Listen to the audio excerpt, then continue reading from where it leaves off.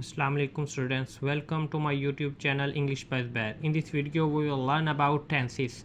Basically there are three tenses: present, past, future. इसकी आगे 4 types होती हैं. जब ये 4 टाइप्स इसके साथ मिल जाएंगी एक एक टेंस के साथ तो टोटल ये 12 हो जाती हैं. देन 12 टेंस बनते हैं. The first tense is present indefinite.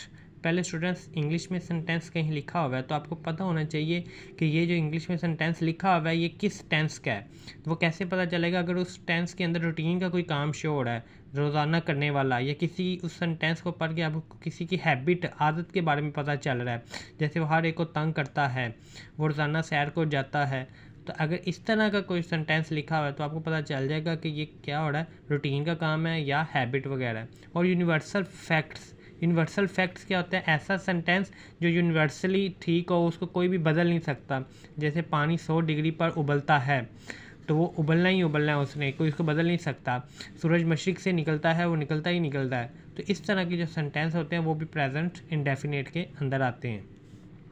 और दूसरा इसकी रेकग्निशन, प्रोनाउंसिएशन क्या है? रेकग्निशन, शनाहत. उर्दू फ़िक्रे के आखिर में क्या आएगा? ता है, ती है, ता हूँ, ते हूँ, ती हूँ वगैरह आता है, जिससे आपको पता चल जाएगा. जिस फ़िक्रे के एंड पे ये लिखा होगा आप समझ जाना ये कौन सा है, प्रेजेंट इंडेफिनिट का है. अब आपको पता तो चल गया ये प्रेजेंट इंडेफिनिट के, आप उसको इंग्लिश में बनाना कैसे है. अगर तो वो सादा फ़िक्र है तो सबसे पहले आपने किसकी इंग्लिश लिखनी होती है? सब्जेक्ट. सब्जेक्ट क्या होता है? नाउन. यानी कि सब्जेक्ट किसी शख्स का नाम भी हो सकता है, किसी चीज़ का नाम भी हो सकता है, या वो नाम भी हो सकते हैं जिनको हम टच नहीं कर सकते, सी नहीं कर सकते, सिर्फ फील कर सकते, जैसे ट्रूथ, लव, एंगर, हैप्पीनेस. ये वाली चीज़ें भी सब्जेक्ट के अंदर आएंगी. ठीक है, सबसे पहले आपने फ़िक्रे में उसकी इंग्लिश लिखनी है. वो ज़्यादातर फ़िक्रे के स्टार्ट पर होते हैं, ज़्यादातर उसके पहले इंग्लिश लिखनी है. फिर हेल्पिंग वर्ब इस टेंस के अंदर कोई भी इस्तेमाल नहीं होता. इज़, एम, आर, वॉज, वर वगैरह इस टेंस के अंदर इस्तेमाल नहीं होगा. उसके बाद किसकी इंग्लिश लिखनी होती है? वर्ब. वर्ब स्टूडेंट मैंने आपको बताया था क्या होता है? फेल. जो भी कोई काम हो रहा हो, एक्शन परफॉर्म किया जा रहा हो, उसमें आपने वर्ब की पहली फार्म लगानी होती है. उसके बाद आपने ऑब्जेक्ट इंग्लिश लिखनी होती है. ठीक है, और फर्स्ट फॉर्म के साथ एस या ई एस. अब अगर फ़िक्रा इंग्लिश का आपका शुरू हो रहा है आई, वी, दे, यू या प्लूरल नाउन से साथ, फिर आपने क्या लगानी है? सिर्फ फर्स्ट फॉर्म लगानी है. अगर इनसे शुरू हो रहा हो तो फिर आपने फर्स्ट फॉर्म के साथ एस या ई एस का इजाफा भी करना है. और अब आपको पता चल गया अगर फ़िक्रा इनसे शुरू हो रहा था तो आपने क्या लगानी थी? सिर्फ फर्स्ट फॉर्म लगानी थी. और अगर फ़िक्रा आपका इंग्लिश का इनसे शुरू हो रहा है, जब आपने शुरू में ये सब्जेक्ट के तौर पर लिखे हैं, तो फर्स्ट फॉर्म के साथ साथ अब आपने क्या लगाना है? एस या ई एस का इजाफा भी करना है. अब दोनों तो कर नहीं सकते, या तो एस का इजाफा करोगे या किसका करोगे? ई एस का इजाफा करोगे. एस का कब करना है? ई एस का कब करना है? अगर वर्ब के एंड पर, यानी कि जो एक्शन, जो काम हो रहा है, उसकी जो इंग्लिश लिखी है आपने, उसके एंड पर S, double H, C H, S H, O, X आ जाए, फिर आपने किसका इजाफा करना है? ई एस का. अगर इसके अलावा कुछ और आ गया है वर्ब के एंड पर, कोई और लेटर इनमें इसके अलावा आ गया, फिर किसका इजाफा करना है? एस का. अब कैसे? गो के एंड पर क्या आ रहा है? ओ आ रहा है, इनमें से आ गया, तो अब इसके एंड पर आप क्या लगाओगे? गोस, ई एस लगेगा. प्ले के एंड पर वाई आ रहा है, इनमें से तो कोई लेटर नहीं आ रहा, तो इसके एंड पर क्या आएगा? एस आएगा. ठीक है, लेकिन आपने पहले देख लेना, इनसे शुरू होता हो तो फिर ये ऐसी है, ये वाला चक्कर लगाना है. अगर इनसे शुरू हो रहा हो फिर एंड पे ओ हो या ये लेटर हो, फिर तो कुछ भी नहीं ना लगाना. अगर इनसे स्टार्ट हो रहा हो फिर आपने देखना ही नहीं कि इसके एंड पे कुछ है कि नहीं है. आगे नेगेटिव में सबसे पहले किसकी इंग्लिश लिखनी होती है? सब्जेक्ट की, फिर डू, डज, फिर नॉट, फिर फर्स्ट फॉर्म, फिर ऑब्जेक्ट. अब डू कहाँ पे लगाना है? डस कहाँ पे लगाना है? अगर सेंटेंस स्टार्ट हो रहा है आई, वी, दे, यू या प्लूरल नाउन के साथ, इनके साथ डू आएगा. ही, शी, इट और सिंगल नाउन के साथ क्या आएगा? डज आएगा. उसके बाद इंट्रोगेटिव कैसे बनाना? तो सबसे पहले इंग्लिश आपने लिखनी होती है डू और डस की, फिर सब्जेक्ट, फिर फर्स्ट फॉर्म, फिर ऑब्जेक्ट, एंड पे question mark. Double interrogative sentence कौन से होते हैं? जिसमें उर्दू में कब, कहाँ, क्यों, कैसे हो, और इंग्लिश में वेयर, व्हाट, वाई, व्हेन वगैरह वगैरह. तो सबसे पहले आपने, अगर ये फिक्रों के अंदर आ जाए, सबसे पहले उसकी इंग्लिश लिखनी होती है, व्हेन, वेयर, वाई वगैरह, फिर डू या डस, फिर सब्जेक्ट, फिर फर्स्ट फॉर्म वगैरह. हम गरीबों की मदद करते हैं. स्टूडेंट पीछे करके आपने देखना है वीडियो. सबसे पहले मैंने बताया था किसकी इंग्लिश लिखते हैं हम? सब्जेक्ट की. सब्जेक्ट इसके अंदर ज़्यादा शुरू में होता है. हम की इंग्लिश की आ जाएगी वी. तो पीछे रोल में देखो आप, मैंने बताया था जब अगर फ़िक्रा वी से शुरू हो रहा हो तो हम उसके बाद वर्ब लिखना है वर्ब काम क्या और इसके अंदर हो रहा है मदद करने का, मदद करने का काम हो रहा है, तो उसके बाद उसकी इंग्लिश लिखेंगे। अब हमने देखना है कि वर्ब के साथ एस या ई एस लगाएं कि ना लगाएं, तो वो हमने देखना है सेंटेंस स्टार्ट किससे हो रहा है, वी से हो रहा है। तो अगर वी से शुरू हो रहा हो, पीछे रूल देखो, हम एस या ई एस का इजाफा नहीं करेंगे, चाहे यहाँ पे पी आया या जो मर्ज़ी आया, वी के साथ लगना ही नहीं। उसके बाद ऑब्जेक्ट, मदद करने का काम हो रहा है, किसकी मदद की जा रही है, गरीबों की, हेल्प द पुअर, ठीक है। हुसैन हर रोज़ लाइब्रेरी जाता है, सबसे पहले सब्जेक्ट इंग्लिश लिखनी है, पीछे रूल देखो, सब्जेक्ट क्या आ जाएगा, हुसैन। उसके बाद वर्ब, काम क्या हो रहा है, जाने का, जाने का काम हो रहा है ना, एक्शन काम क्या हो रहा है, जाने का। अब लाइब्रेरी काम तो नहीं है ना, काम क्या हो रहा है, जाने का, तो जाने की इंग्लिश क्या होती है, गो। अब हुसैन क्या आ गया, सिंगल नाउन, तो सिंगल नाउन के साथ मैंने आपको बताया था हम क्या करते हैं, एस या ई एस का इजाफा करते हैं, ऐसे ही। तो कैसे पता चलेगा, इसके एंड पे ओ आ गया तो क्या आ जाएगा, गोस, सिंगल नाउन के साथ ऐसे ई एस का इजाफा हो गया।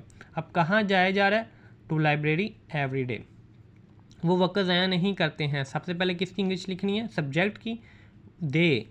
उसके बाद दे के साथ देखना था, आप पीछे देखो, पहले डू लगेगा या डज लगेगा, तो दे के साथ पीछे आप देखोगे तो क्या होगा, डू, तो दे डू नॉट।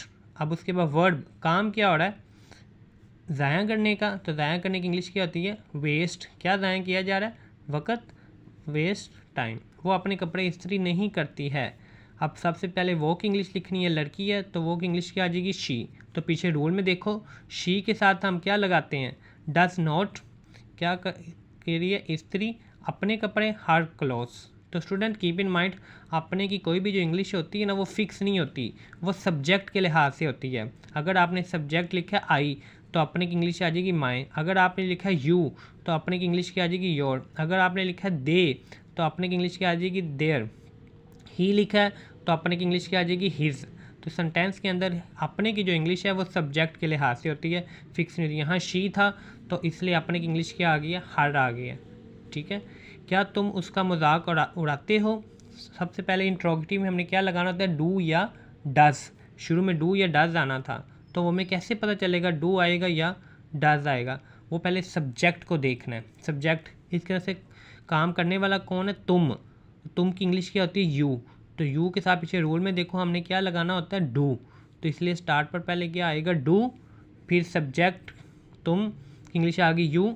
उसके बाद वर्ब लिखना होता है, फर्स्ट फॉर्म लगानी होती है वर्ब की, तो वर्ब क्या है इसके अंदर, मजाक उड़ाने का, तो फर्स्ट फॉर्म क्या हो जाएगी, make fun of him and पे क्वेश्चन मार्क, क्या बच्चा दूध के लिए रोता है, फिर सवालिया फिक्र है।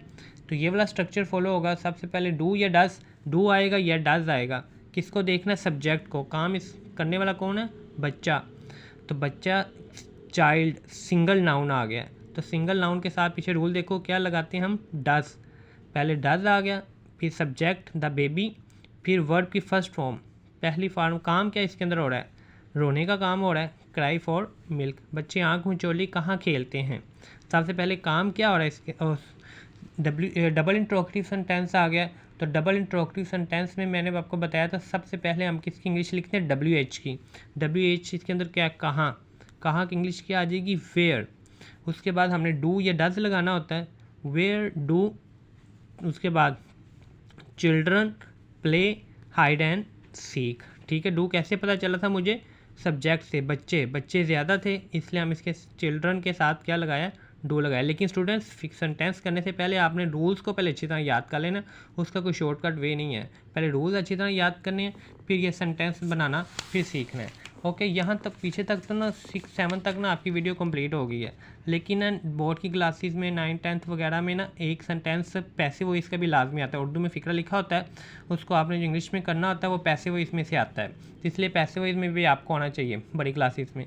तो इसका पहले ये देखो आपको पता कैसे चलेगा फ़िक्रे में, इसके एंड में भी ता है ती है आता है, पैसिव वॉइस के जो पीछे की हैं उसमें भी यही आता है। तो ये याद रखो पहले मेन डिफरेंस, कि पेपर में पता कैसे चलेगा। अगर सब फ़िक्रे के अंदर काम करने वाले के बारे में बताया गया है कि काम कौन परफॉर्म कर रहा है, काम करने वाले के बारे में बताया गया तो वो कौन सा होगा, एक्टिव वॉइस। अगर काम करने वाले के बारे में नहीं बताया गया तो वो होगा पैसिव वॉइस का फ़िक्रा। मसलन जैसे इधर देखो, हम गरीबों की मदद करते हैं, अब हम इसके अंदर क्या काम हो रहा है, मदद करने का काम हो रहा है, कौन मदद कर रहा है, हम, काम करने वाले के बारे में बताया गया ना, तो ये होगा एक्टिव वॉइस। हुसैन हर रोज़ लाइब्रेरी जाता है। काम क्या हो रहा है? लाइब्रेरी जाने का हो रहा है, जाने का काम हो रहा है। कौन जा रहा है? हुसैन।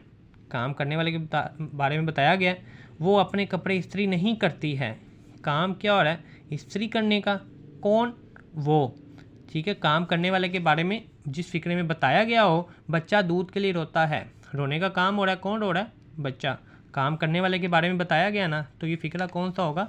Active voice. और लेकिन पैसिव वॉइस के अंदर काम करने वाले के बारे में नहीं बताया गया था। कज़ाफ़ी स्टेडियम में हर साल मैच खेले जाते हैं। काम क्या हो रहा है? खेलने का हो रहा है। कहाँ खेले जा रहे हैं? कज़ाफ़ी स्टेडियम में। अब मैच खेल कौन रहा है? तो वो नहीं बताया गया हुआ, तो ये फिक्रा कौन सा होगा? Passive voice. ये एक्टिव वॉइस तब होना था, खिलाड़ी कज़ाफ़ी स्टेडियम में हर साल मैच खेलते हैं, लेकिन काम करने वाले के बारे में बताया ही नहीं गया। गांव में कारखाने नहीं लगाए जाते हैं।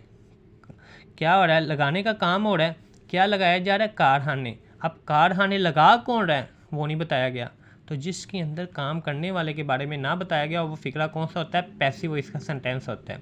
ठीक है, और उसका स्ट्रक्चर क्या होता है? पहले आपने ऑब्जेक्ट इंग्लिश लिखनी है, फिर इज एम आर की, फिर थर्ड फॉर्म। जैसे कज़ाफ़ी स्टेडियम में हर साल मैच खेलने का काम हो रहा है। क्या खेला जा रहा है? मैच। तो सब मैच की इंग्लिश लिखनी है, मैचिस, फिर आर, फिर वर्ब की थर्ड फॉर्म। इसके अंदर थर्ड फॉर्म यूज़ होगी इज एम आर के साथ। At Gaddafi stadium every year. गाँव में कारखाने नहीं लगाए जाते हैं। काम क्या हो रहा है? लगाने का हो रहा है। क्या लगाए जा रहे हैं? फैक्ट्रीज। Factories are not. लगाने का इंग्लिश क्या हो जाएगी? Setup in the villages. क्या पाकिस्तान से खेलों का सामान बरामद किया जाता है? सबसे पहले इज एम आर आना है, तो ऑब्जेक्ट क्या है इसके अंदर? स्पोर्ट्स गुड्स, खेलों का सामान। तो उसके साथ क्या लगेगा? Are the sports goods exported from Pakistan. इनके साथ देख लें, इस किसके साथ लगता है? एम किसके साथ? आर किसके साथ लगता है? ओके स्टूडेंट्स, लेकिन ये बेसिकली आपको तब टेंस आएंगे जब आपने इसके 10 सेंटेंसेस बनाने हैं। 10 सिंपल, 10 नेगेटिव, 10 इंट्रोगेटिव और 10 डबल इंट्रोगेटिव। उसकी प्रैक्टिस करनी है, रूल्स को याद करना है। फिर भी कोई प्रॉब्लम हुई तो आप कमेंट्स में पूछ सकते हो। Don't forget like, subscribe and share with your friends. Thank you.